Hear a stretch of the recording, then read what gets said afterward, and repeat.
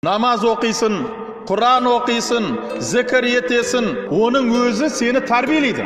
Кешке таман ұйқыға жаттың. Пайғамбарымыз салсам айтты, сен ұйқыға жатқан кезіңде шайтан келіп сенің мойныңа 3 жіпті байлап қояды. Егер сен орныңда тұрдың ба, таң намазына 1 жіп үзіледі. Бардың, дәрет алдың, 2-ші жіп үзіледі. Дәреттен кейін намаз оқыдың, 3-ші жіп үзіледі. Міне, сөйтіп сен қандай боласың? Бодрый, энергичный болып ұйқыңдан оянасың. Ал біздер мысал келтірді. Сен мысалы қатты шаршадың, будильник сырылдап тұр, орныңдан тұрдың, сосын бардың да будильниктің басынан бір ұрдың, или соткаңда бір ұрдың.